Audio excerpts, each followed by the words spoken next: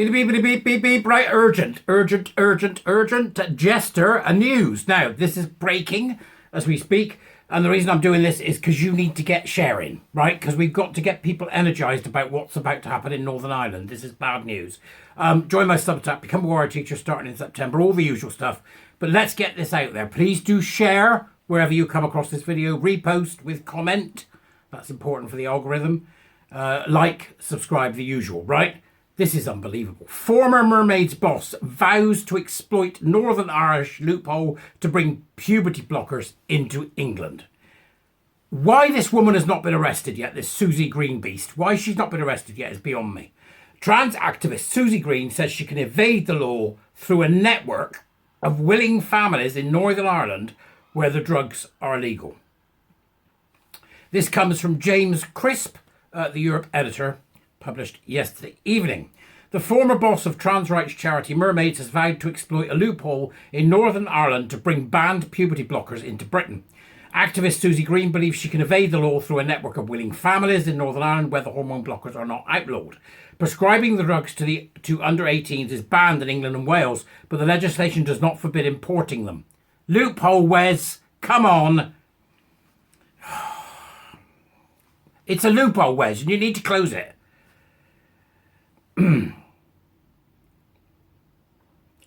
It says, you can import them, but they shouldn't be supplied to someone else, as if that's going to happen. They'll just import them and give them to the kids. Miss Green plans to get foreign doctors to write prescriptions for the drug, which will be sent to addresses in Northern Ireland, where they could be picked up and taken back to Britain. She also believes the ban will not stop youngsters from being prescribed puberty blockers in an EU country and travelling there to pick them up before returning home with the drugs for personal use. We've got a network of Northern Ireland families who are willing to take receipt of medication sent to them, she told the Belfast Telegraph. This is unconscionable. This woman should be arrested for child harm. She's conspiracy to harm children.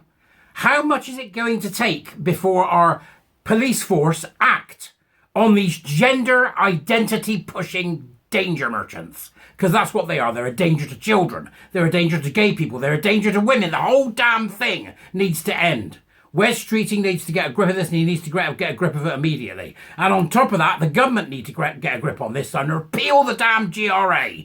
Get it out of the Equality Act. This has got to stop. This lie cannot continue. It needs to be rooted out at its very beginnings. And then we teach against it in schools. We tell them what a cult it is. We tell them the harm it's done to people. We treat it as we would treat any other cult.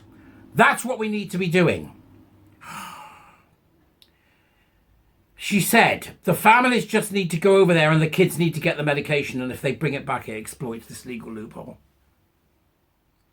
What's it going to take? Arrest her! Sterilising kids. The current emergency ban imposed by the Conservatives 4 months ago expires in England and Wales in September. It was imposed after the Cash Review urged doctors to exercise caution before transcribing hormone drugs to anyone before they were 18. It stopped short of calling for a ban. That's the problem, see. Come on, Starmer, do something. They've mentioned nothing about preventing social transition in schools. They've mentioned nothing about teaching against this in schools. They've mentioned nothing about dealing with these crackpot, quack external agencies who come in and sell their snake oil to gullible teachers and head teachers who are trying to do the best they can. They've mentioned nothing. Labour are absolutely remiss on this, and it's time they stood up and said something. I'm absolutely sick of waiting. Well, we're going to ban people, keep going on the ban of puberty blockers. That's just one thing about this entire infestation by cult ideologists throughout our entire society. For God's sake, do something, Labour.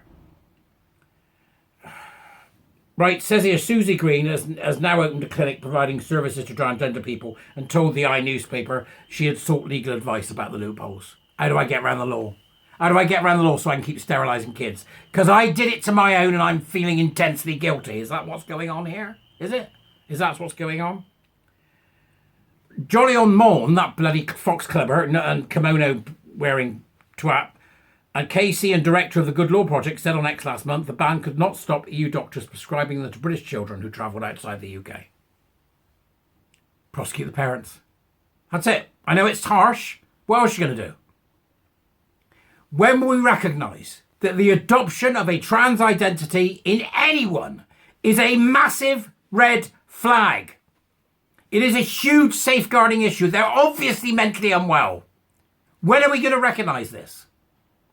When are we going to say, if you're in school and you start talking about this nonsense or pretending there's something they're not, it should be the wrath of the parent on top of the wrath of the school. This stops and stops now. They're unwell. And we're going, that's all right, love. Yeah, you're anorexic. You think you're fat. That's because you're huge. Stop eating. Keep not eating. This is the same thing.